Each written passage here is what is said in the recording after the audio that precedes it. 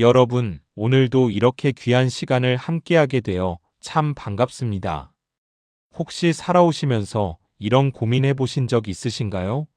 내가 가진 이 모든 것들 정말 내 것일까? 또는 평생 열심히 살아왔는데 정작 영원한 생명은 어떻게 얻는 걸까? 오늘 우리가 함께 살펴볼 마태복음 19장은 바로 이런 질문들에 대한 예수님의 깊고도 따뜻한 답변이 담겨 있는 장이에요.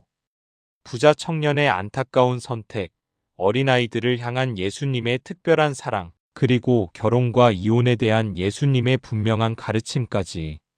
정말 우리 인생의 중요한 질문들이 다 들어있거든요. 특히 오늘 이야기 속에는 우리 자녀들, 손주들에게 꼭 들려주고 싶은 교훈도 있고, 우리 자신의 삶을 돌아보게 만드는 깊은 울림도 있습니다. 60분이 금방 지나가실 거예요. 편안히 앉으셔서 마음의 문을 활짝 여시고 함께 이 귀한 말씀의 여정을 떠나보시겠습니까? 자, 그럼 지금부터 마태복음 19장 속으로 함께 들어가 보겠습니다. 예수님께서 갈릴리를 떠나 요단강 건너편 유대 지역으로 가셨을 때의 일이었습니다. 그때는 이미 예수님의 명성이 온 지역에 퍼져 있었거든요. 수많은 사람들이 예수님을 따라왔어요.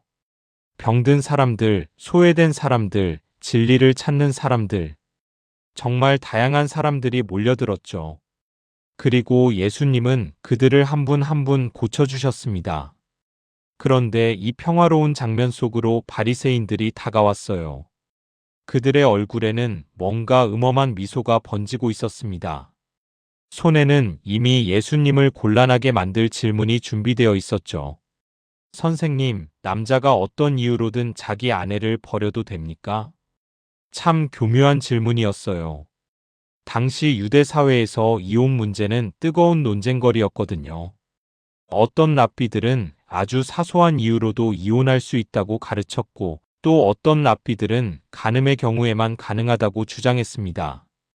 바리새인들은 예수님이 어느 쪽 입장을 취하든 비난받을 상황을 만들려고 했던 거예요.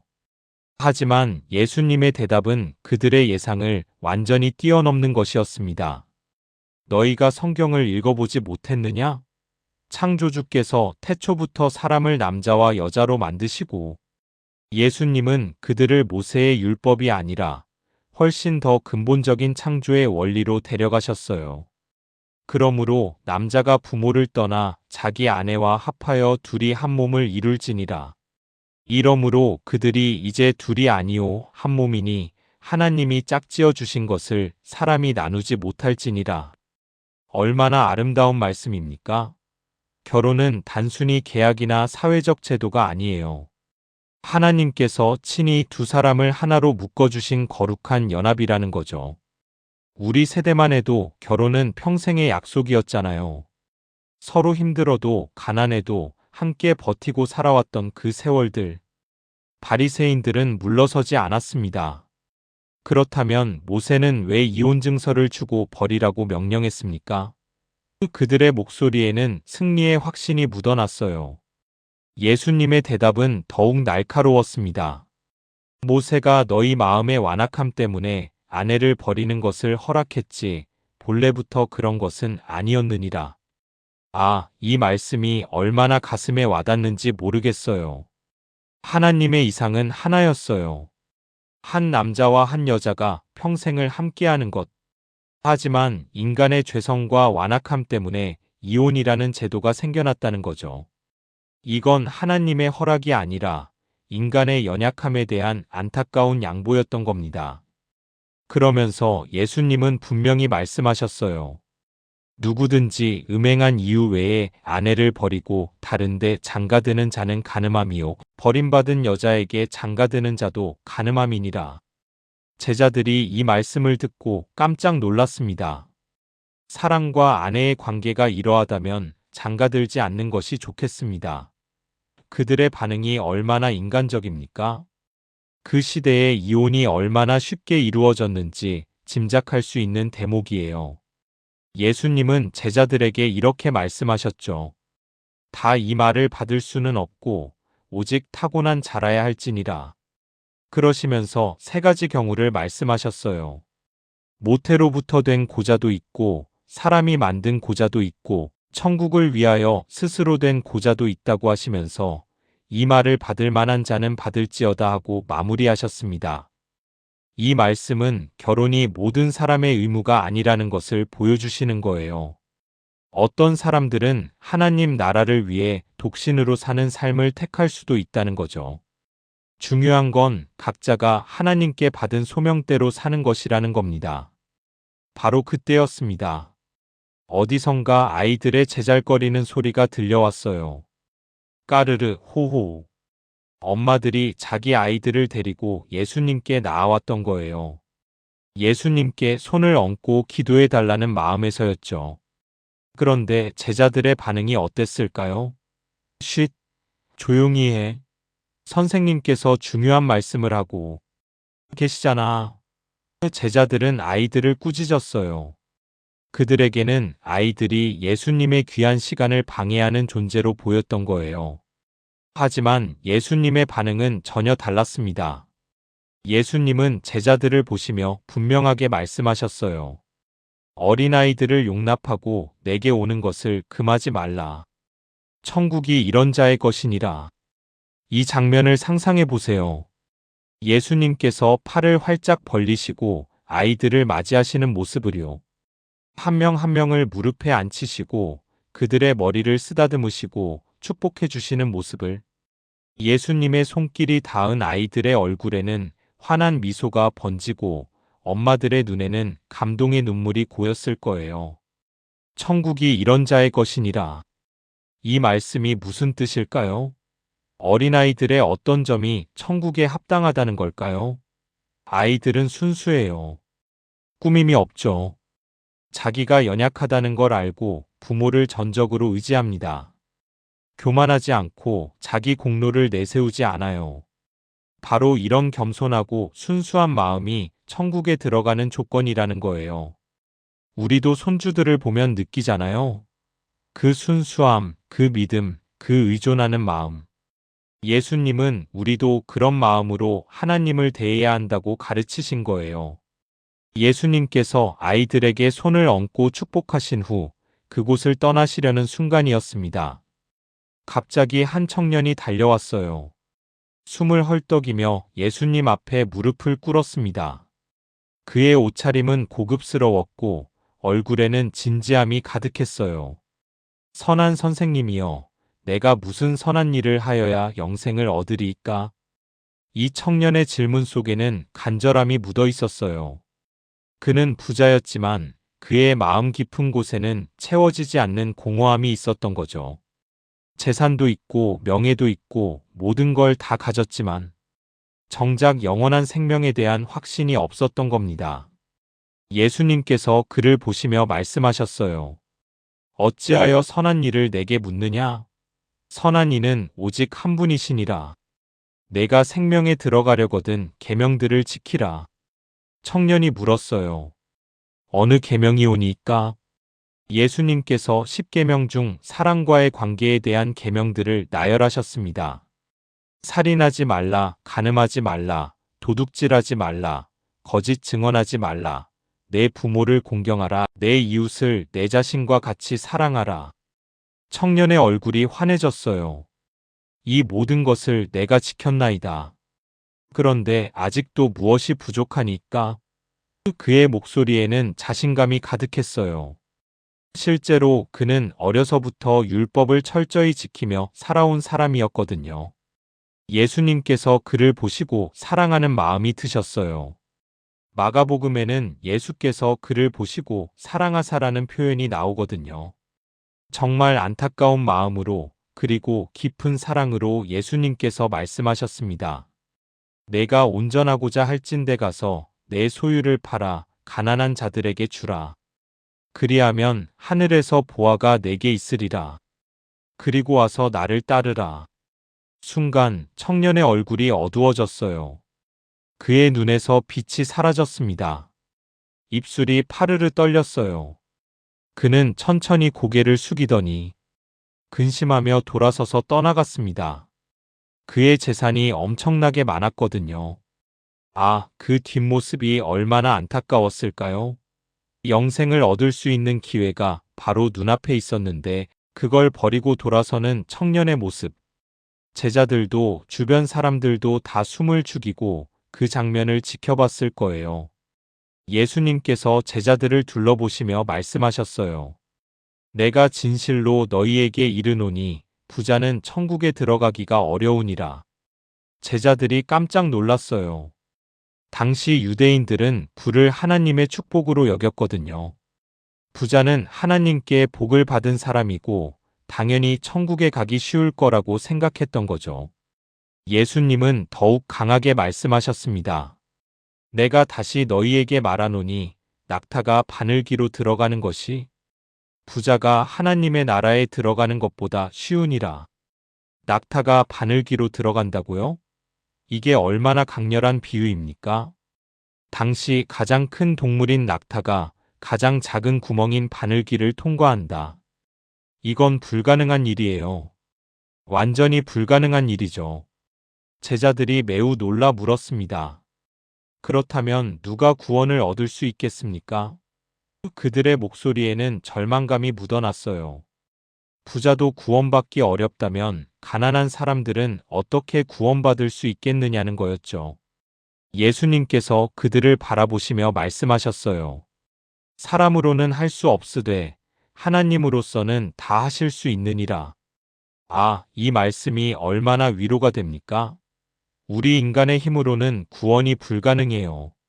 아무리 선한 일을 많이 하고 율법을 철저히 지켜도 우리 스스로는 천국에 갈 수 없어요. 하지만 하나님께는 불가능이 없으시다는 거예요. 하나님의 은혜로 하나님의 능력으로 우리가 구원받을 수 있다는 거죠. 바로 그때 베드로가 앞으로 나섰습니다. 베드로는 항상 제자들 중에서 먼저 나서는 성격이었거든요. 보십시오. 우리는 모든 것을 버리고 주님을 따랐습니다. 그러니 우리가 무엇을 얻겠습니까? 솔직한 질문이었어요. 어쩌면 우리 모두가 궁금해하는 질문이기도 하죠. 우리가 주님을 위해 희생하고 헌신하면 대체 무엇을 받게 되는 걸까요? 예수님의 대답은 놀라웠습니다.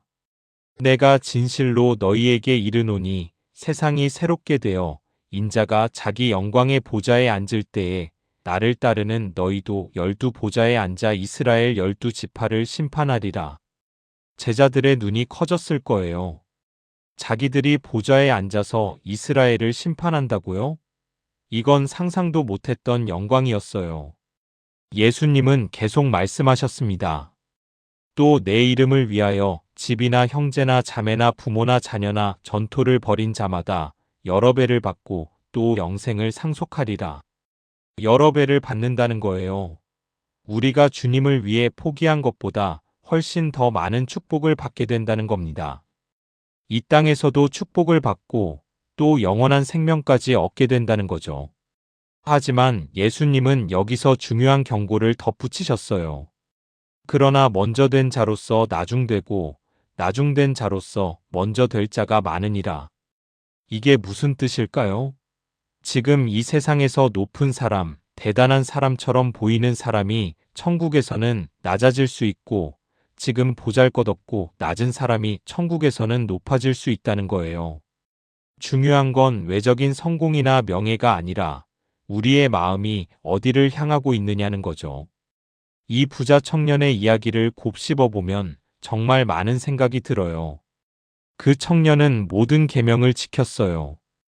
도덕적으로 흠잡을 데 없는 사람이었죠. 하지만 그에게는 우상이 있었어요. 바로 그의 재산이었습니다. 재산 자체가 문제가 아니에요.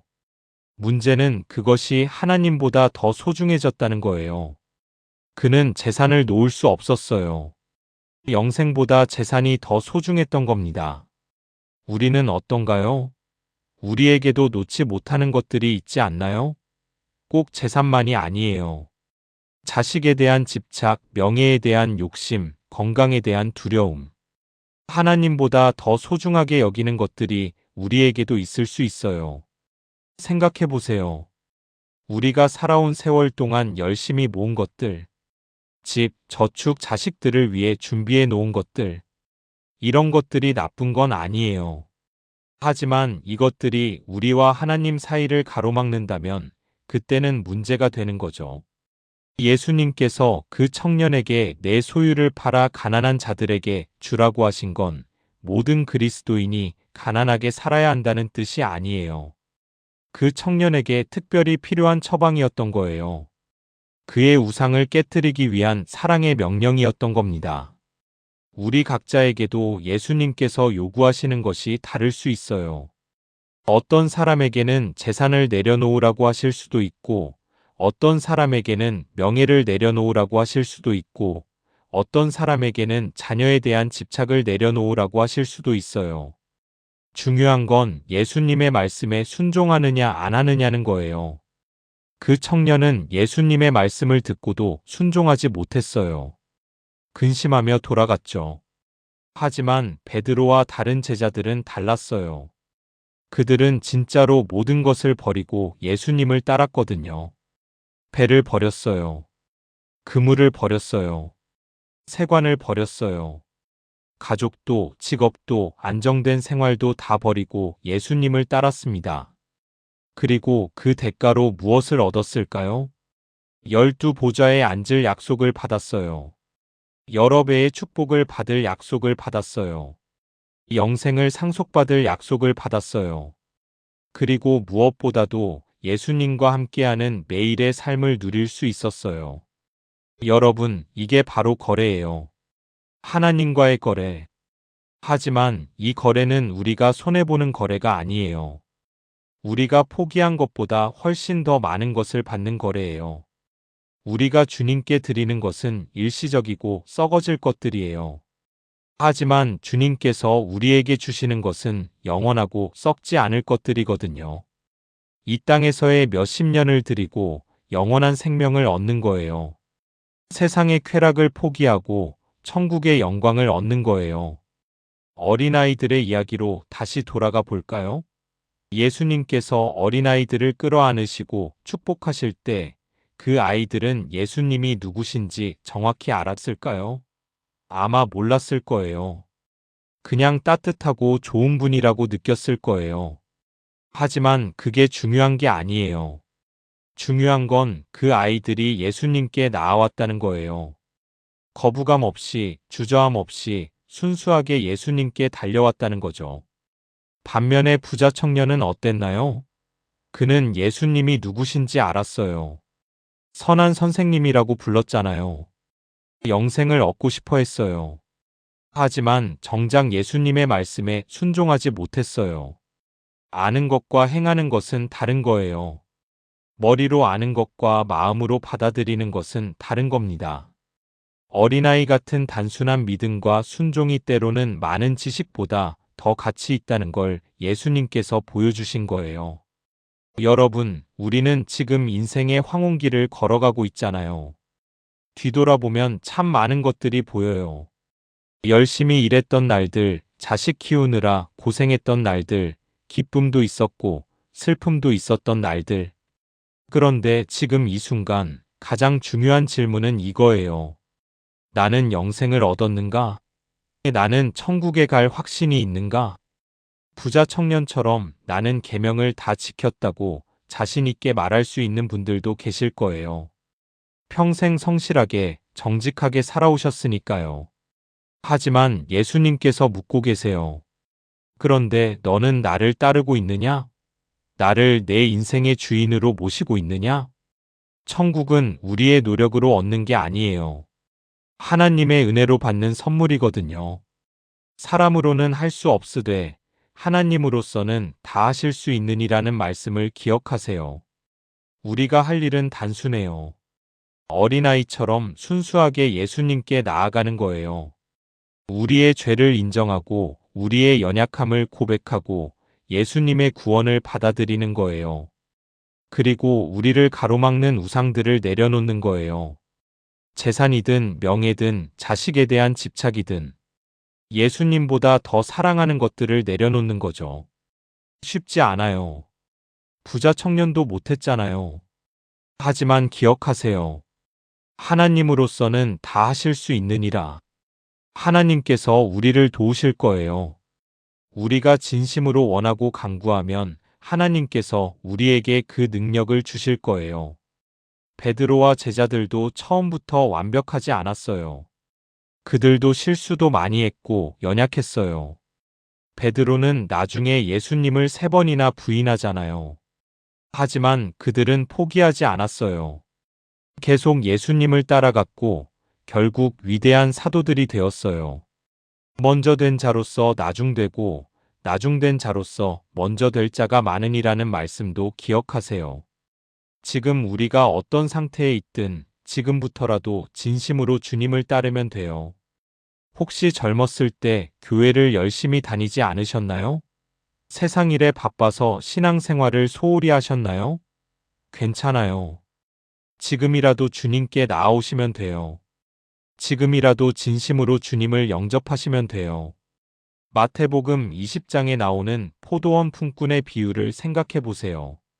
아침 일찍 온 사람이나 저녁 늦게 온 사람이나 똑같은 품삯을 받았잖아요.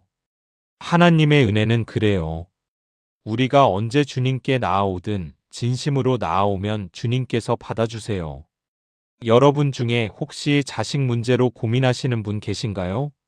자식이 교회를 안 나가서 믿음이 없어서 걱정하시는 분들. 오늘 본문에서 엄마들이 자기 아이들을 예수님께 데려왔던 것처럼 우리도 기도로 우리 자녀들, 손주들을 주님께 데려갈 수 있어요.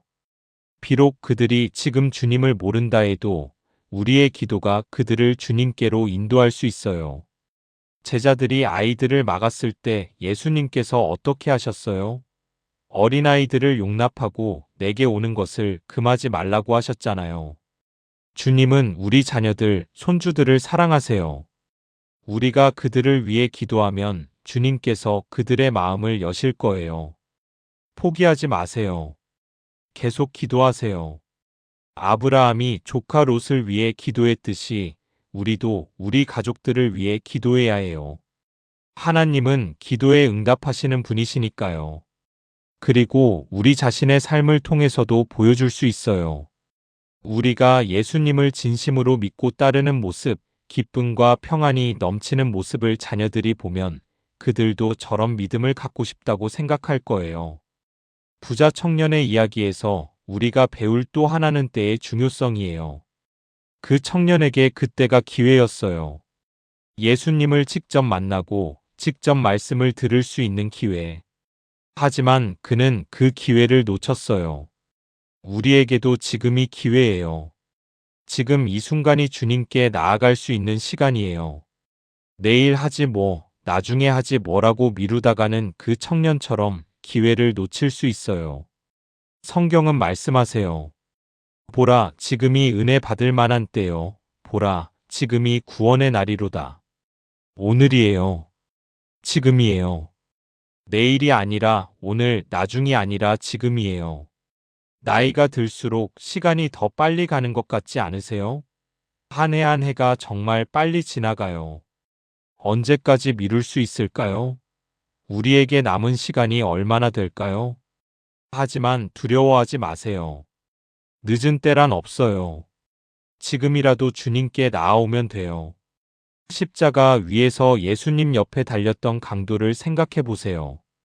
그는 인생의 마지막 순간에 예수님을 믿었어요. 예수님, 당신의 나라에 임하실 때에 나를 기억하소서. 그리고 예수님께서 뭐라고 하셨어요? 오늘 내가 나와 함께 낙원에 있으리라. 마지막 순간에도 늦지 않아요. 하지만 왜 마지막까지 기다려야 할까요? 지금 주님을 영접하면 남은 인생을 주님과 함께 평안과 기쁨 속에서 살 수 있는데 말이에요. 예수님께서 제자들에게 약속하셨던 것들을 다시 생각해봐요. 12 보좌, 여러 배의 축복, 영생. 이게 다 우리에게도 주어지는 약속이에요. 우리가 주님을 따르면 주님께서 우리를 책임지세요. 우리가 필요한 것을 아시고 채워주세요. 세상 사람들은 재산을 쌓고 보험을 들고 노후를 대비하지만 우리에게는 하늘에 계신 아버지가 계세요. 물론 이 땅에서도 열심히 살아야 해요. 게으르면 안 되죠. 하지만 우리의 궁극적인 소망은 이 땅이 아니라 하늘에 있다는 것, 그걸 잊지 말아야 해요. 내 보물 있는 그곳에는 내 마음도 있느니라는 말씀이 있어요. 우리의 보물이 어디에 있나요? 은행 통장에 있나요? 아니면 하늘에 있나요? 하늘에 보물을 쌓는다는 게 뭘까요? 가난한 사람을 돕는 것, 복음을 전하는 것, 교회를 섬기는 것, 기도하는 것, 말씀을 읽는 것. 이런 것들이 다 하늘에 보물을 쌓는 거예요. 우리가 이 땅에서 쌓은 재산은 죽으면 다 두고 가야 해요. 빈손으로 왔다가 빈손으로 간다는 말이 있잖아요. 하지만 하늘에 쌓은 보물은 영원히 우리 것이에요. 아무도 빼앗아갈 수 없고 녹슬지도 않고 썩지도 않아요. 어린아이들의 순수함, 부자 청년의 안타까움, 제자들의 헌신. 오늘 본문에 나오는 이 모든 이야기들이 우리에게 말하고 있어요. 내 마음을 주님께 드려라. 내 인생을 주님께 맡겨라. 내 우상을 버려라. 그리고 어린아이처럼 순수하게 주님께 나아가라. 쉬운 일은 아니에요. 부자 청년도 못했어요. 하지만 불가능한 일도 아니에요. 하나님께는 불가능이 없으시니까요. 여러분, 오늘 이 말씀을 들으시면서 마음에 감동이 오시나요? 뭔가 변화해야겠다는 생각이 드시나요? 그렇다면 그게 바로 성령님의 음성이에요. 성령님께서 여러분의 마음을 두드리고 계신 거예요. 그 음성을 무시하지 마세요. 부자 청년처럼 근심하며 돌아서지 마세요. 대신 베드로처럼 담대하게 결단하세요. 주님, 제가 따르겠습니다.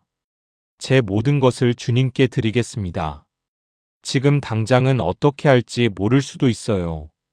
구체적으로 뭘 내려놓아야 할지 확실하지 않을 수도 있어요. 괜찮아요. 일단 주님께 나아가세요. 주님께 마음을 여세요. 주님, 제 마음을 바꿔주세요. 제게 힘을 주세요라고 기도하세요. 그러면 주님께서 한 걸음 한 걸음 인도하실 거예요. 무엇을 버려야 할지, 무엇을 잡아야 할지 보여주실 거예요. 그리고 기억하세요. 우리는 혼자가 아니에요. 교회 공동체가 있어요. 같은 믿음을 가진 형제자매들이 있어요. 서로 격려하고 서로 기도해주고 함께 신앙의 길을 걸어갈 수 있어요. 베드로도 혼자가 아니었어요. 11명의 다른 제자들과 함께였죠. 그들은 서로 의지하고 서로 격려하며 예수님을 따랐어요. 우리도 마찬가지예요. 교회에 나가세요. 성도들과 교제하세요. 혼자서는 약해질 때가 있어도 함께하면 강해질 수 있어요. 오늘 이 시간 마태복음 19장을 통해 우리는 중요한 진리들을 배웠어요. 첫째, 결혼은 하나님께서 짝지어 주신 거룩한 연합이라는 것. 둘째, 천국은 어린아이 같은 순수한 마음을 가진 자들의 것이라는 것. 셋째, 재물이나 그 어떤 것도 우리와 하나님 사이를 가로막아서는 안 된다는 것. 넷째, 구원은 인간의 노력이 아니라 하나님의 은혜로 이루어진다는 것. 다섯째, 주님을 따르는 자에게는 이 땅에서도 축복이 있고 하늘에서 영원한 상급이 있다는 것. 여섯째, 먼저 된 자가 나중되고 나중된 자가 먼저 될 수 있다는 것. 이 진리들을 우리 마음 깊이 새기고 우리의 삶으로 살아내야 해요. 부자 청년은 영생을 얻을 기회를 놓쳤어요. 하지만 우리는 그렇게 하지 맙시다. 우리에게 주어진 이 기회를, 이 은혜의 시간을 붙잡읍시다. 예수님께서 우리를 부르고 계세요. 수고하고 무거운 짐진 자들아, 다 내게로 오라. 내가 너희를 쉬게 하리라. 나이가 들면서 몸도 약해지고 마음도 외로워질 때가 있어요. 자식들은 다 커서 자기 생활하느라 바쁘고 친구들은 하나둘 떠나가고 그럴 때 더욱더 주님이 필요해요. 주님은 우리를 버리지 않으세요. 끝까지 함께 하세요. 우리가 죽음의 골짜기를 지날 때도 함께 계실 거예요. 시편 23편이 생각나네요. 내가 사망의 음침한 골짜기로 다닐지라도 해를 두려워하지 않을 것은 주께서 나와 함께 하심이라. 우리 인생의 마지막 여정을 주님과 함께 걸읍시다. 두려워하지 말고 담대하게 기쁘게 걸어갑시다. 그리고 우리가 가는 길에 다른 사람들도 초대합시다. 우리 자녀들, 손주들, 친구들, 이웃들, 그들에게도 이 복음을 전합시다. 보아보라, 그러면 알리라고 성경은 말씀하세요. 우리가 예수님 안에서 누리는 평안과 기쁨을 보여줍시다. 그러면 그들도 예수님께 나오고 싶어질 거예요. 마태복음 19장 짧은 한 장이지만 얼마나 많은 교훈이 담겨 있는지 몰라요. 이 말씀을 묵상하고 기도하며 우리의 삶에 적용하시기 바랍니다. 하나님께서는 우리 각자에게 특별한 계획을 가지고 계세요. 부자 청년에게 재산을 버리라고 하셨듯이 우리에게도 각각 다른 도전을 주실 수 있어요. 그 도전 앞에서 두려워하지 말고 담대하게 순종하시기 바랍니다. 그리고 기억하세요. 우리가 주님께 드리는 것보다 훨씬 더 많은 것을 주님께서 우리에게 주신다는 것을요. 여러 배로 풍성하게 영원토록 축복하신다는 것을요. 오늘 이 시간이 여러분 모두에게 은혜의 시간이 되었기를 바랍니다. 주님께서 여러분의 마음을 만지셨기를, 여러분의 인생에 새로운 방향을 주셨기를 소망합니다.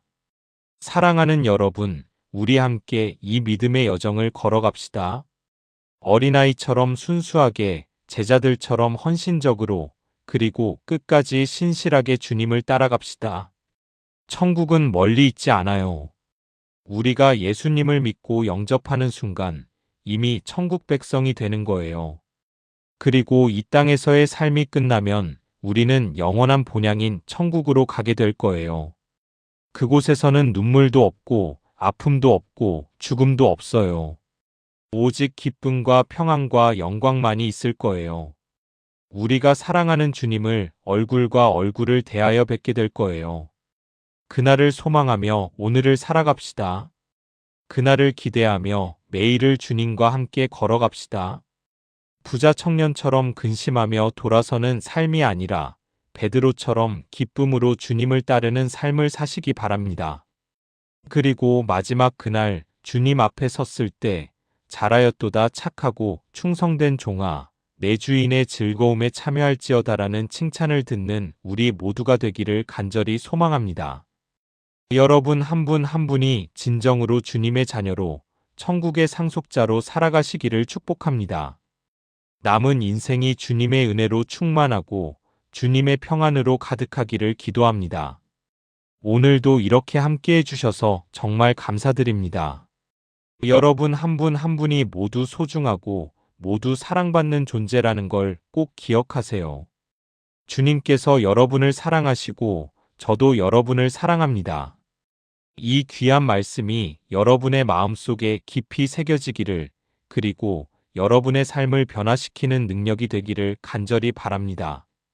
혹시 오늘 말씀이 은혜가 되셨다면 구독과 좋아요로 응원해 주시면 정말 큰 힘이 됩니다. 여러분의 작은 클릭 하나가 더 많은 분들에게 이 복음을 전하는 통로가 되거든요. 그리고 알림 설정을 해두시면 새로운 말씀이 올라올 때마다 가장 먼저 만나보실 수 있으세요. 댓글로 여러분의 생각과 은혜 받은 간증도 나눠주시면 정말 감사하겠습니다.